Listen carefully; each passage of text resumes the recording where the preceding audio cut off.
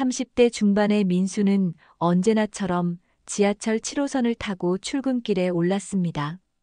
회사원으로 10년을 다녔던 그에게 오늘만큼은 특별한 하루가 될 거라는 예감이 있었죠. 하지만 그 예감은 좋은 쪽이 아니었어요. 부장님이 민수를 별도로 불러내더니 차가운 목소리로 말했습니다. 민수 씨, 회사 사정이 어려워져서 구조조정을 해야겠어요. 머리가 하얘졌습니다. 10년간 성실히 다녔는데 하루아침에 모든 것이 무너져 내리는 기분이었어요. 퇴직금도 얼마 되지 않았고 무엇보다 아픈 어머니 병원비를 어떻게 감당해야 할지 막막했습니다. 집에 돌아가는 길 민수의 발걸음은 무거웠어요. 어머니는 당뇨 합병증으로 인공투석을 받고 계셨는데 한 달에 드는 병원비만 해도 200만 원이 넘었거든요.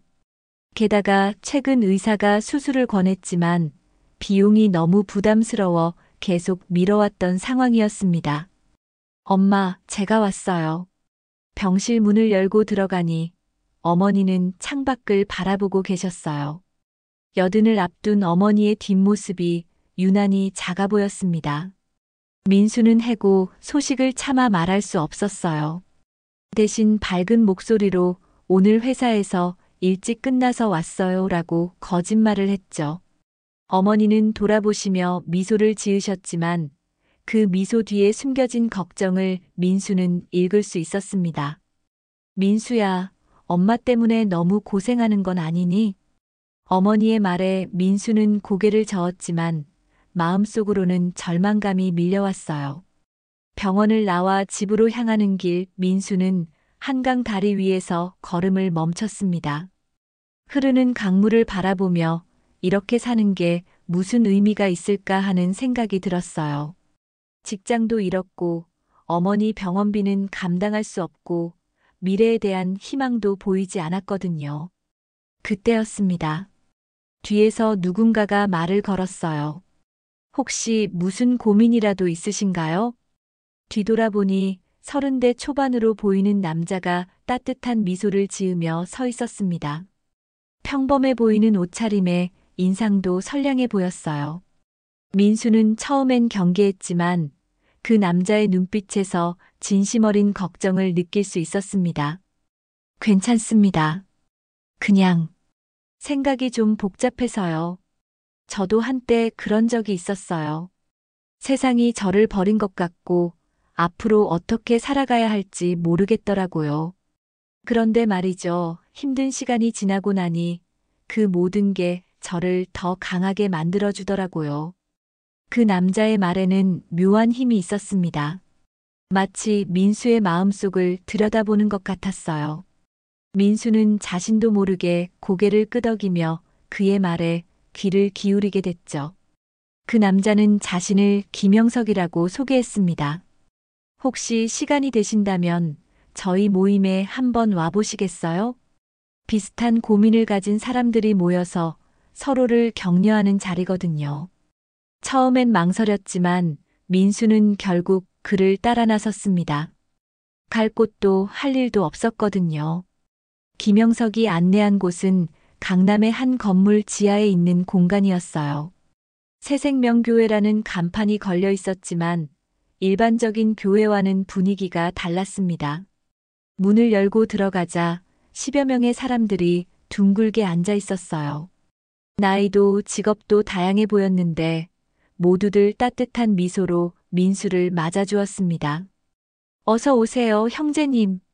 오늘 처음 오셨군요. 힘들 때일수록 혼자 있으면 안 되죠. 저희가 가족이 되어드릴게요. 사람들의 진심 어린 환대에 민수의 마음이 조금씩 풀렸습니다.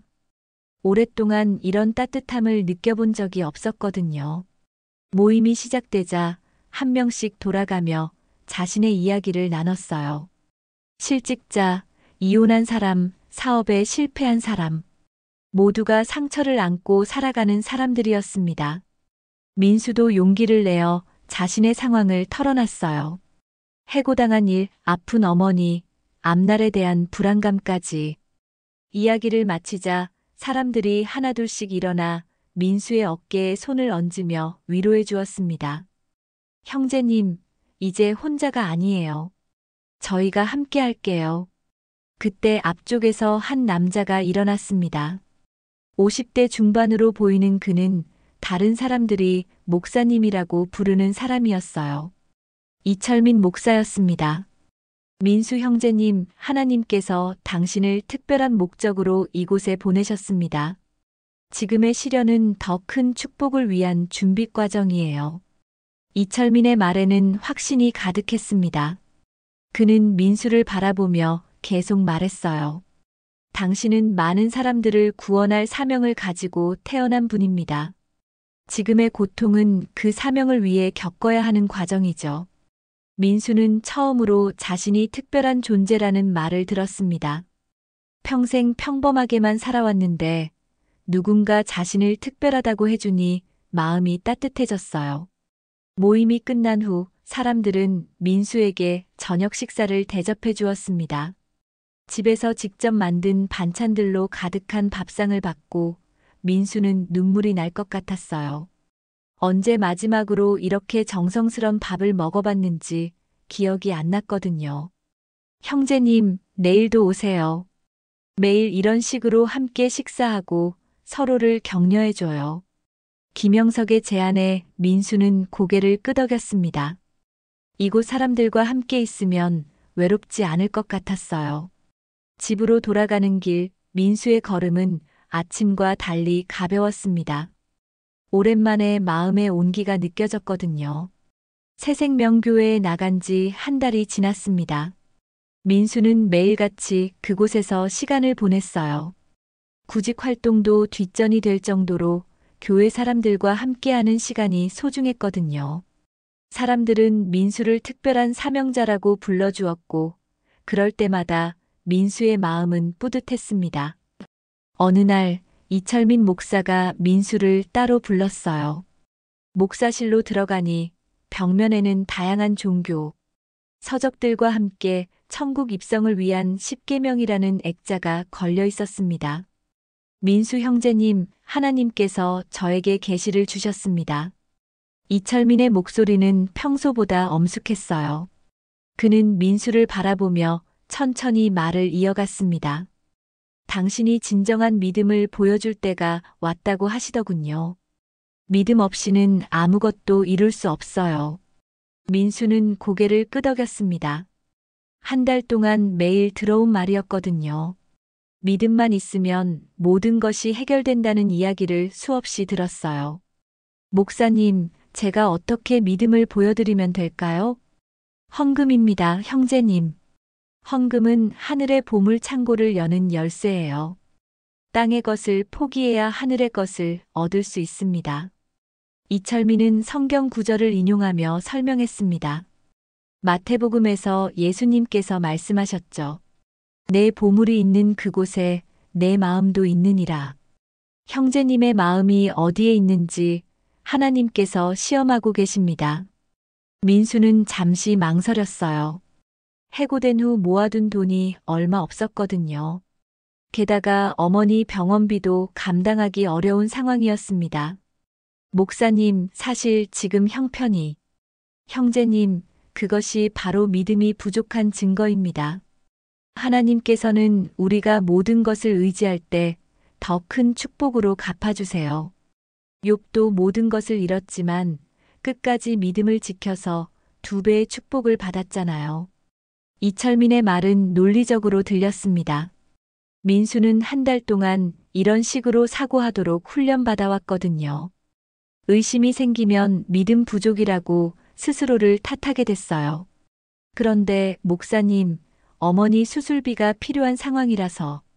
형제님, 이철민의 목소리가 갑자기 커졌습니다. 그것이 바로 사탄의 유혹이에요.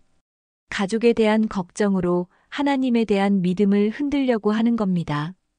하나님께 모든 것을 맡기세요. 그러면 어머니도 모든 문제도 해결될 거예요. 민수의 마음이 흔들렸습니다. 한편으론 어머니가 걱정됐지만 다른 한편으론 이철민의 말이 맞는 것 같기도 했어요. 한 달 동안 교회에서 들은 가르침에 따르면 의심하는 것 자체가 죄였거든요. 목사님이 옳습니다. 제가 믿음이 부족했네요. 이철민은 만족스러운 미소를 지었습니다. 그래요, 형제님. 이제 진정한 믿음을 보여주세요. 집을 팔아서 하나님께 드리면 하나님께서 10배, 100배로 갚아주실 거예요. 민수는 깊은 고민에 빠졌어요. 집을 팔면 어머니와 함께 갈 곳이 없어지는데 정말 하나님께서 더 좋은 곳을 마련해 주실까요?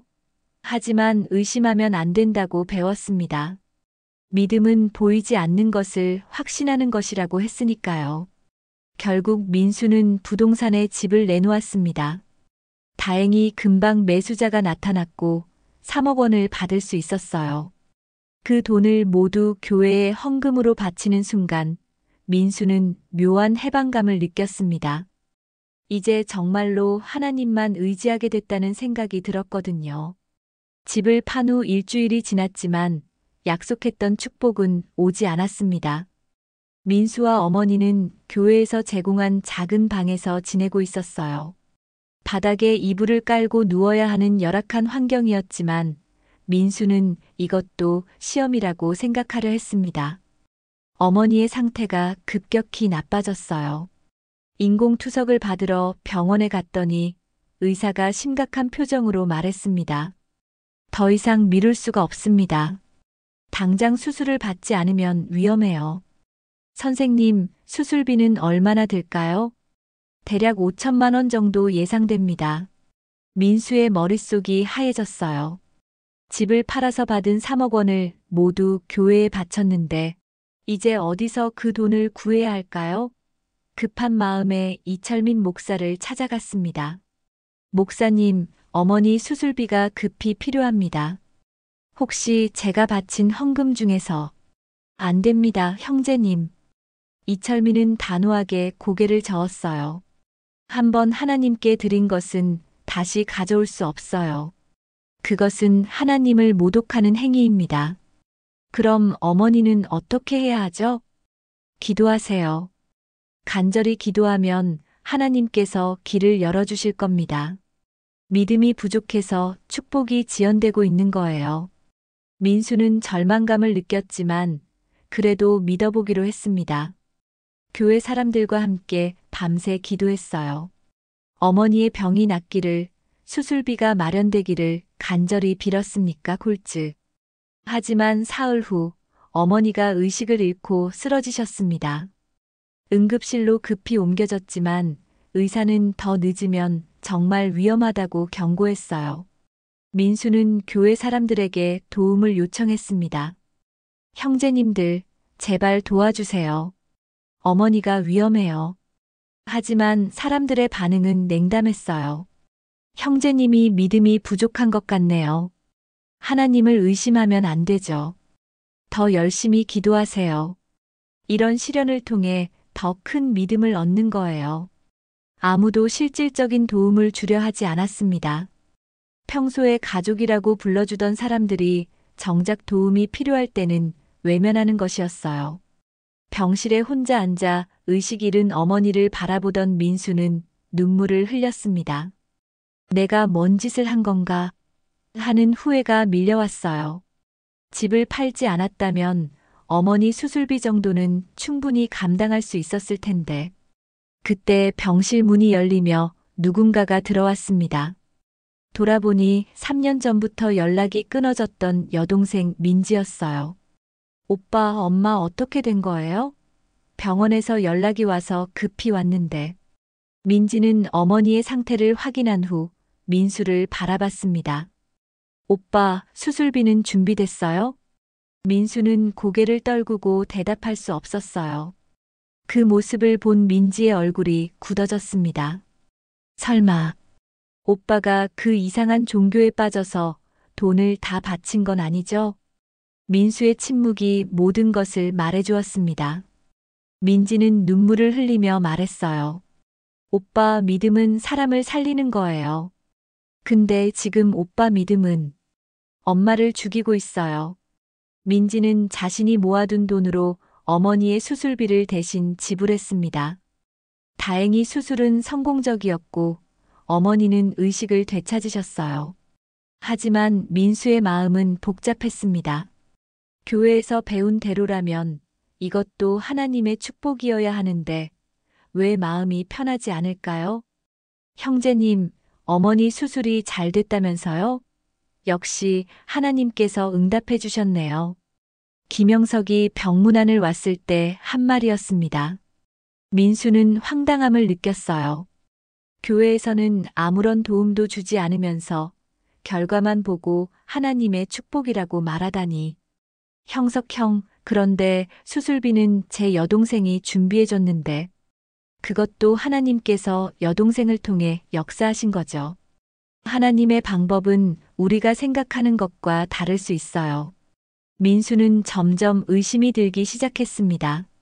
무엇을 해도 하나님의 뜻이라고 해석해버리니 교회의 가르침을 검증할 방법이 없었어요. 좋은 일이 생기면 축복이고 나쁜 일이 생기면 시험이라니. 며칠 후 민수는 우연히 충격적인 사실을 발견했습니다.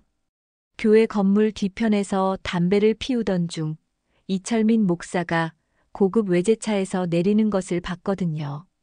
벤츠 S클래스였는데 가격이 억 단위가 넘는 차였습니다. 목사님이 저런 비싼 차를. 민수는 의아했지만 혹시 교회 차일 수도 있다고 생각했어요. 하지만 그날 밤 교회에서 밤샘 기도를 하다가 화장실에 갔을 때 더 충격적인 광경을 목격했습니다. 이철민의 사무실에서 불빛이 새어나왔고 문틈으로 들여다보니 이철민이 누군가와 전화 통화를 하고 있었어요. 이번 달 헌금이 8억 정도 들어왔으니까 기도원 별장 증축하는데 3억 정도 써도 되겠어. 나머지는 스위스 계좌로 보내고. 민수는 귀를 의심했습니다. 기도원 별장이라니? 교회 사람들은 모두 가난하고 어려운 사람들인데 목사는 별장까지 가지고 있다는 말인가요? 다음 날 민수는 몰래 이철민을 따라가 봤습니다. 그가 향한 곳은 경기도의 한 산속이었어요. 거기에는 정말로 호화로운 별장이 있었습니다. 수영장까지 갖춘 2층 별장이었고 마당에는 여러 대의 고급차들이 주차되어 있었어요. 민수는 숨어서 지켜보았습니다. 이철민은 별장 안에서 값비싼 양주를 마시며 웃고 있었어요. 평소 신도들 앞에서 보여준 경건한 모습과는 정반대였습니다. 내가 바친 3억 원이 저런 곳에 쓰였구나. 민수의 가슴이 터질 것 같았습니다. 어머니 수술비로 쓰였어야 할 돈이 집도 없어. 교회 구석방에서 지내게 만든 그 돈이 이철민의 사치품 구입에 사용되고 있었던 거예요. 더 충격적인 것은 별장 안에 걸린 사진들이었습니다. 창문 너머로 보이는 사진 중에는 이철민이 여러 여성들과 함께 찍은 것들이 있었어요. 게다가 벽에는 신도 관리 매뉴얼이라는 문서가 붙어 있었는데 그 내용을 보고 민수는 더욱 분노했습니다. 신도의 전 재산을 헌금으로 유도하는 방법, 의심하는 신도를 통제하는 심리 기법, 가족과 단절시켜 교회에만 의존하게 만드는 방법 등의 제목들이 적혀 있었어요. 민수는 자신이 완전히 이용당했다는 사실을 깨달았습니다. 지난 2달간의 모든 것이 거짓이었어요. 따뜻한 말들, 가족 같은 분위기, 특별한 사명자라는 말까지 모두 계획된 연출이었던 거죠. 별장에서 돌아온 민수는 며칠 동안 고민했습니다. 교회 사람들에게 진실을 말해야 할까요? 하지만 과연 믿어줄까요? 게다가 자신도 한때는 의심하는 사람들을 믿음 없는 사람이라고 여겼던 적이 있었거든요. 결국 민수는 직접 이철민과 대면하기로 결심했습니다. 목사실 문을 두드리고 들어가자 이철민은 평소와 다름없는 자애로운 미소를 지었어요. 민수 형제님, 어서 오세요. 오늘은 무슨 일로 오셨나요? 목사님, 질문이 있어요. 민수는 심호흡을 하고 말을 시작했습니다. 어제 경기도에 있는 별장을 봤습니다. 순간 이철민의 표정이 굳어졌어요. 하지만 곧 다시 미소를 지으며 답했습니다. 아, 그곳 말이군요. 그곳은 기도원이에요. 신도들의 영적 성장을 위한 공간이죠. 그럼 왜 저희에게는 알려주지 않으셨어요? 그리고 그 고급 차들은 뭔가요? 형제님, 의심하면 안 됩니다. 하나님의 종에게는 그에 맞는 대우가. 목사님, 민수의 목소리가 커졌습니다. 제가 바친 3억 원이 어머니 수술비였어요. 그 돈으로 목사님이 사치를 부리고 계신 거예요? 이철민의 가면이 벗겨지기 시작했어요.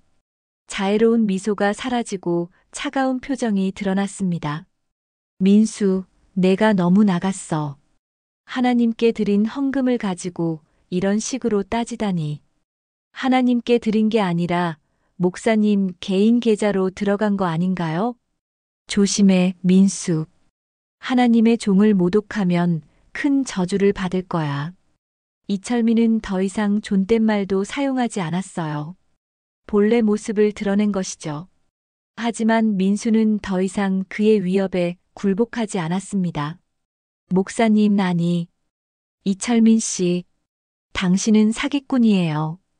절망한 사람들의 마음을 이용해서 돈을 빼앗는. 뭐라고? 이 자식이. 이철민이 화를 내려던 순간 밖에서 소리가 들려왔습니다. 다른 신도들이 몰려오는 소리였어요. 김영석을 비롯해 평소 민수와 가까웠던 사람들이 목사실로 들어왔습니다. 형제님, 무슨 일이세요? 목사님께 소리를 지르시면 어떻게 해요? 목사님, 민수 형제가 왜 이러는 거죠? 이철민은 다시 자애로운 표정을 지으며 말했습니다. 안타깝게도 민수 형제님이 마귀에게 사로잡혔습니다. 하나님의 종을 의심하고 모독하고 있어요. 그게 아니에요. 민수가 소리쳤습니다. 이 사람은 사기꾼이에요. 별장에서 사치를 부리면서 우리는 속이고 있어요. 하지만 사람들은 민수의 말을 믿지 않았습니다. 오히려 민수를 의심스러운 눈빛으로 바라봤어요. 형제님, 정신 차리세요. 목사님이 그런 분이 아니에요. 사탄이 형제님의 마음을 흔들고 있어요. 회개하세요, 형제님. 사람들이 민수를 둘러싸고 기도한다며 손을 얹기 시작했습니다. 사실은 민수가 빠져나가지 못하도록 붙잡는 것이었어요. 민수는 공포를 느꼈습니다. 이 사람들도 피해자인 줄 알았는데 어느새 가해자의 역할을 하고 있었거든요.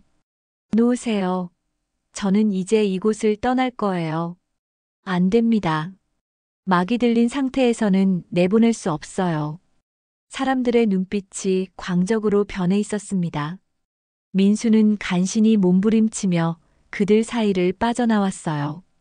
목사실을 나와 교회 밖으로 뛰어나갔지만 뒤에서 사람들이 쫓아왔습니다. 형제님, 돌아오세요. 그런 식으로 나가면 큰 화를 당할 거예요. 민수는 뒤도 돌아보지 않고 계속 뛰었습니다. 마침내 사람들의 추격을 벗어났을 때 민수는 병원으로 직행했어요. 어머니가 계신 곳으로. 병실에 도착하니 어머니는 깨어 계셨습니다. 수술 후 많이 회복되신 상태였어요. 민수는 어머니의 손을 꽉 잡고 눈물을 흘렸습니다. 엄마, 죄송해요. 제가 잘못 생각했어요. 민수야, 무슨 일이니? 민수는 그동안 있었던 일들을 어머니께 모두 털어놨습니다. 교회에 빠져서 집까지 판 것, 어머니 수술비를 헌금으로 바친 것, 그리고 오늘 알게 된 진실까지. 어머니는 민수의 손을 다정히 잡아주시며 말씀하셨어요. 민수야, 엄마는 내가 돌아온 것만으로도 다행이야. 이제 다시 시작하면 돼. 엄마, 이제 내가 지켜드릴게요. 다시는 안 흔들릴게요. 민수는 그날 밤 어머니 병실에서 지내며 많은 생각을 했습니다. 어떻게 해야 다른 사람들도 이런 피해를 당하지 않게 할 수 있을까요? 자신처럼 절망한 사람들이 또다시 이용당하지 않으려면 무엇을 해야 할까요? 병원에서 며칠을 지내는 동안 민수는 인터넷을 통해 사이비 종교 피해자 상담센터에 대해 알게 됐습니다. 용기를 내어 전화를 걸어봤어요. 여보세요. 사이비 종교 피해 신고센터입니다. 안녕하세요. 저는 사이비 종교에 빠져서 피해를 당한 사람입니다. 상담사는 친절하게 민수의 이야기를 들어주었어요. 그리고 비슷한 사례가 많다고 알려주었습니다. 민수 씨, 혼자서 해결하려고 하지 마시고 저희와 함께 해요. 경찰 신고도 도와드릴 수 있고 다른 피해자들과 연결해 드릴 수도 있어요. 상담센터의 도움으로 민수는 경찰서에 신고했습니다. 이철민과 새생명교회의 사기 행위를 고발한 것이죠. 또한 다른 피해자들과도 연락이 닿았어요. 피해자 모임에 참석해 보니 민수와 비슷한 경험을 한 사람들이 많았습니다. 실직자, 이혼자, 질병으로 고통받는 사람들. 모두 인생의 어려운 시기에 사이비 종교의 달콤한 유혹에 빠졌던 사람들이었어요. 저도 집을 팔아서 1,000만 원을 바쳤어요. 저는 아이 학비까지 헌금으로 냈다가 아이가 학교를 못 다니게 됐어요. 저희 어머니는 연금을 모두 교회에 바쳐서 지금 생활고에 시달려요. 사람들의 이야기를 들으며 민수는 분노와 동시에 사명감을 느꼈습니다. 이런 일이 더 이상 반복되면 안 된다는 생각이 들었어요. 몇 주 후 경찰 수사 결과 이철민의 범죄 행위가 드러났습니다.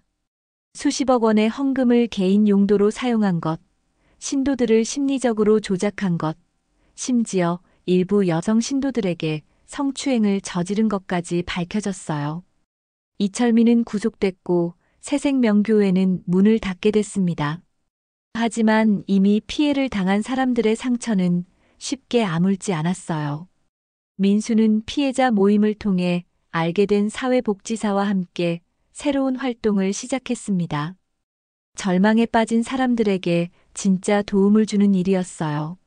실직자들에게는 구직 정보를 제공하고 병든 가족이 있는 사람들에게는 의료비 지원 방법을 알려주었습니다. 무엇보다 사이비 종교의 위험성을 알리는 강연 활동을 시작했어요. 처음에는 어색했지만 점차 많은 사람들이 민수의 이야기에 귀를 기울였습니다. 특히 비슷한 상황에 있는 사람들에게는 큰 도움이 됐어요. 제가 사이비에 빠졌던 이유는 외로웠기 때문이에요. 절망적인 상황에서 따뜻하게 대해주는 사람들을 만나니까 판단력을 잃었거든요. 민수는 강연에서 자신의 경험을 솔직하게 나눴습니다. 하지만 진짜 도움은 돈을 요구하지 않아요. 진짜 사랑은 조건이 없어요. 만약 누군가가 여러분에게 믿음을 보이려면 돈을 내라고 한다면 그건 사기예요. 민수의 활동 소식을 들은 어머니는 매우 기뻐하셨어요. 민수야, 내가 이런 일을 하니 엄마가 정말 자랑스럽다. 엄마, 저도 이제야 진짜로 사람들에게 도움이 되는 일을 하는 것 같아요. 1년이 흘렀습니다. 민수는 이제 사이비 종교 피해 예방 교육 강사로 활동하고 있었어요. 동시에 피해자 상담센터에서 자원봉사를 하며 새로운 피해자들을 도와주는 일을 하고 있었습니다. 어머니는 완전히 회복하셨고 민지가 마련해준 작은 아파트에서 함께 살고 있었어요. 비록 예전만큼 넓지는 않았지만 가족이 함께 있으니 충분히 행복했습니다. 어느 날 민수에게 특별한 강연 요청이 들어왔어요. 서울의 한 대학교에서 신입생들을 대상으로 사이비 종교 예방 교육을 해달라는 것이었습니다. 강연 당일 대강당에는 수백 명의 학생들이 모여 있었어요. 민수는 처음엔 긴장했지만 곧 마음을 가라앉히고 이야기를 시작했습니다. 안녕하세요, 여러분. 저는 한때 사이비 종교에 빠져서 모든 것을 잃을 뻔했던 사람입니다. 학생들이 진지한 표정으로 민수를 바라봤어요. 민수는 자신의 이야기를 차근차근 들려주었습니다. 절망 속에서 만난 달콤한 유혹, 점차 깊어지는 조작, 그리고 뒤늦게 깨달은 진실까지. 여러분도 살면서 힘든 시기를 겪을 거예요. 취업이 안 될 수도 있고, 연애에서 상처받을 수도 있고, 가족 문제로 고민할 수도 있어요. 그런 때일수록 조심해야 해요. 우리의 약함을 이용하려는 사람들이 있거든요. 민수는 사이비 종교를 구별하는 방법, 도움을 요청할 수 있는 곳들, 그리고 진짜 공동체를 찾는 방법에 대해 설명했습니다. 진짜 도움을 주려는 사람들은 여러분에게 돈을 요구하지 않아요.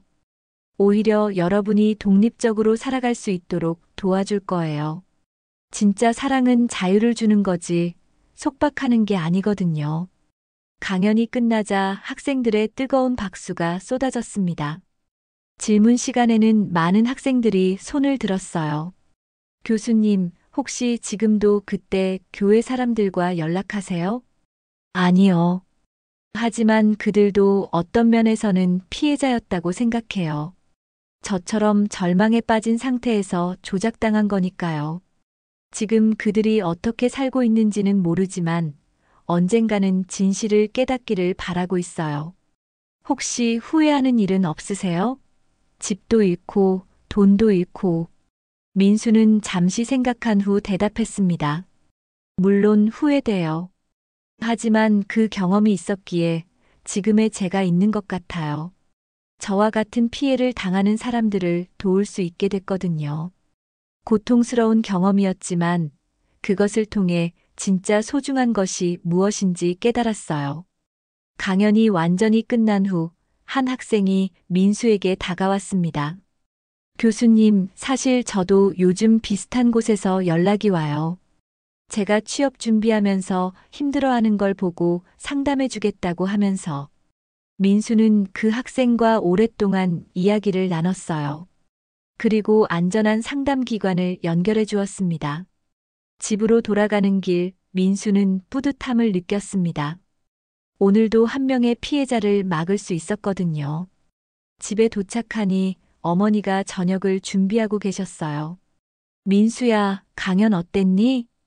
좋았어요, 엄마. 학생들이 진지하게 들어주더라고요. 우리 아들이 이렇게 의미 있는 일을 하니 엄마가 정말 자랑스럽다. 식사 후 민수는 일기를 썼습니다. 매일 쓰는 일기였는데 오늘은 특별히 긴 글을 썼어요. 저는 한때 거짓 믿음에 속아 소중한 걸 잃을 뻔했습니다. 하지만 절망을 딛고 나니 진짜 믿음은 사랑이었습니다. 돈을 요구하는 사랑이 아니라 조건 없이 베푸는 사랑이요. 이제는 제가 다른 사람을 지켜주고 싶습니다. 민수의 눈가에는 눈물이 맺혔지만 이번엔 슬픔이 아니라 희망의 눈물이었습니다. 비록 힘들고 아픈 경험이었지만 그 경험을 통해 진짜 의미 있는 삶을 찾았다는 생각이 들었거든요. 창밖으로 보이는 밤하늘의 별들이 유난히 밝게 빛나고 있었습니다. 민수는 내일도 그 다음 날도 계속해서 사람들을 도우며 살아가겠다고 다짐했어요. 진짜 믿음, 진짜 사랑이 무엇인지 전하면서 말이죠.